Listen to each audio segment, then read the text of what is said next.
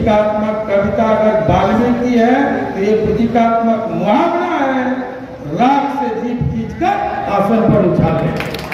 कोई सुमन जी आए, वो बाबर को गाली देके चले गए। कोई आया, कहा कि जमीनें कैसे हासिल हुई। पूर्णिया के कला भवन में आयोजित विराट क्षत्रिय सम्मेलन में पूर्व सांसद आनंद मोहन ने कहा कि यहां से यानी कि पूर्णिया से स्वाभिमान की लड़ाई शुरू हो गई है, जिसकी गूंज दिल्ली तक पहुंचेगी। मुख्य वक्ता के रूप में आनंद मोहन ने सम्मेलन को राष्ट्रीय स्तर पर क्षेत्रीय संगठनों के महासंघ की नींव बताया। राणा सांगा पर हुई विवादित टिप्पणियों के संदर्भ में उन्होंने कहा, जो लोग गालियां देकर निकल गए वे भी भला ही कर गए, क्योंकि इस बहाने नई पीढ़ी ने राणा सांगा के इतिहास को पढ़ समझ लिया। उन्होंने जोर देकर कहा कि महापुरुषों का अपमान हमें नहीं सहना और हमारे पराक्रम को ललकारने वालों को जवाब देना होगा। मैं समझता हूँ कि खुद में एक संस्था रहे हैं, वो सभी जब एक मंच से अपनी सहमति दे चुके हैं तो मैं समझता हूँ इस बात में देर नहीं कि महासंघ बनेगा और हम अपनी स्वाभिमान की लड़ाई, इज्जत की लड़ाई को पूर्णिया से चल के दिल्ली तक पहुँचाएंगे, ऐसा हमें भरोसा है, विश्वास है। एक प्रस्ताव आया राणा सांगा के बारे में। मैं तो कहूँगा कि जो भी तुच्छे लोग राणा सांगा को गाली देकर निकल गए, शायद वो हम सब के लिए भला कर गए। हम उसका प्रत्युत्तर देंगे।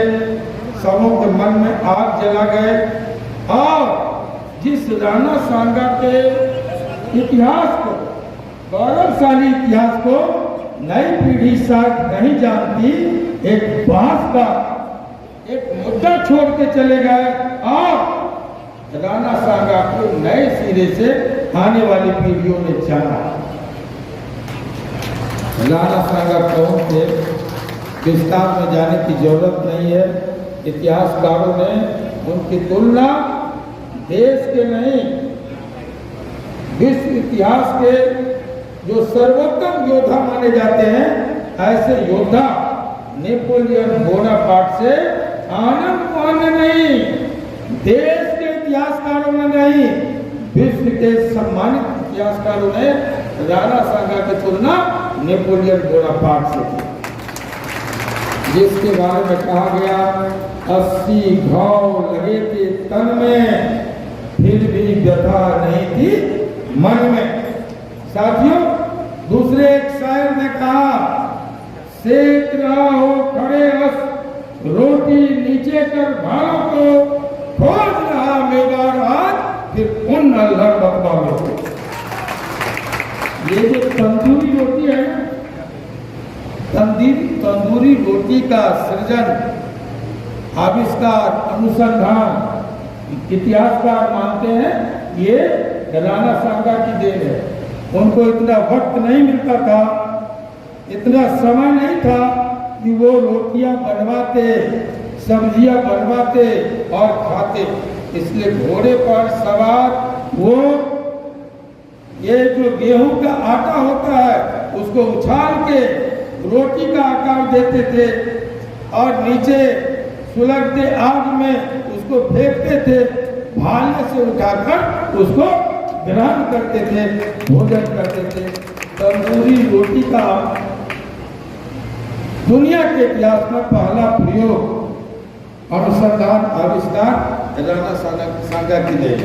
साथियों, इतिहास की जानकारी लिए बगैर कुछ नासमझ लोगों ने कहा कि राणा सांगा ने बाबर को भारत बुलाया। किसका जिक्र किया गया, किसका हवाला दिया गया? बाबरनामा का। बाबरनामा कौन लिखा था?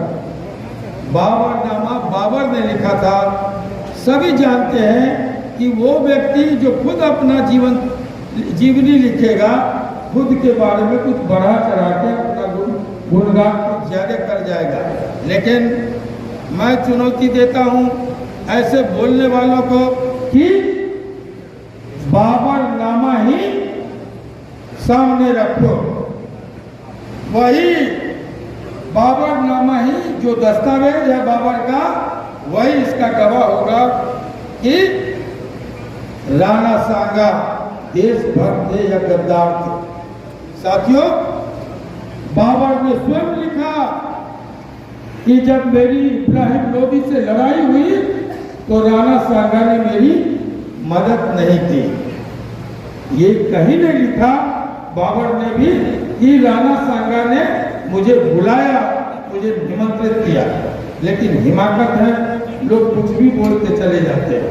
साथियों मित्रों, ये क्यों बुलाएगा राणा सांगा, जो इब्राहिम लोदी को इतिहास ही बताता है कि दो बार पूरी तरह पराजित किया और उनके बेटे को गिरफ्तार करके कैद करके मेवाड़ ले गया, भारी हर्जाने के बीच छोड़ा उनके बेटे को। क्यों जरूरत पड़ेगी राणा सांगा को, लोदी को हराने के लिए बाबर की?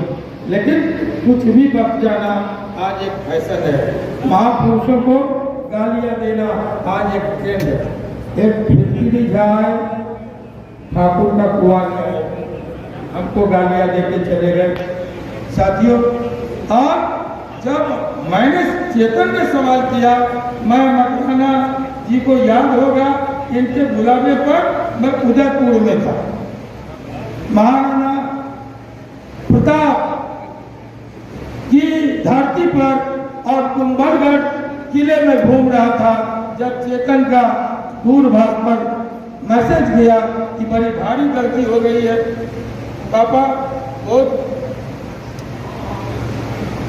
ये गालियां दी गई है ठाकुरों को, और उसने कहा कि हम हर कीमत पर जवाब देंगे, क्योंकि उस समय सभी लोग जानते हैं कि चेतन आनंद आरजेडी में था।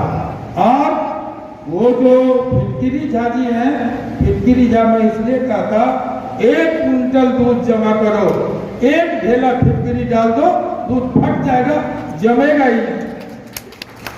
तो जब उसने गालियां दी, ठाकुर न्यायपालिका के दहलीज पर बैठा हुआ है, वहां मारो। ठाकुर संसद के गलियारे में बैठा हुआ है, लठ लेके, वहां मारो। ठाकुर खेत में बैठा है, वहां मारो। ठाकुर खलिहान में बैठा है, वहां मारो। ये कविता, जिस कविता का जिक्र किया गया, वो दलित साहित्यकार वाल्मीकि की कविता है, ओम प्रकाश वाल्मीकि की कविता। और वाल्मीकि ने कभी नहीं कहा कि ठाकुरों को मारो। कविता के बाहर जाकर ये बताया गया प्रतीकात्मक कविता है, इसलिए ये प्रतीक क्या था, मामला क्या था, स्त्री विमर्श पर चर्चा चल रही थी। चर्चा चल रहा था कि महिलाओं को कितना आरक्षण दिया जाए लोकसभा में, राज्यसभा में और विधायिका में, इस पर चर्चे चल रहे थे। ठाकुर का कॉल आया, रेशम की साड़ी में मार्किन का पैबंद। साथियों, ये प्रतीकात्मक कविता थी, लेकिन जैसे ही आनंद मोहन ने कहा मैं अगर संसद में होता, राख से जीत जीतकर आसन पर उछाल देता, बड़ी बवाल बनी, बड़ी हंगामा हुआ। कहा गया कि आनंद मोहन ने तो असंसदीय भाषा का इस्तेमाल किया। मैं भी साहित्यकार हूँ, मैं जानता हूँ प्रतीकात्मक कविता अगर वाल्मीकि है तो ये प्रतीकात्मक मुहावरा है, राख से जीप खींचकर आसन पर उछाले। मैं चुनौती देता हूँ। लेकिन साथियों, फिर कोई पुरुषोत्तम रूपाला आया, उसने बहुत गालियां दे दी। ये फिर कोई सुमन जी आए, वो बाबर को गाली देके चले गए। और भी कुछ बातें हैं। कोई आया, कहा कि जमीनें कैसे हासिल हुई, आप अपना अनुभव बता रहे हो।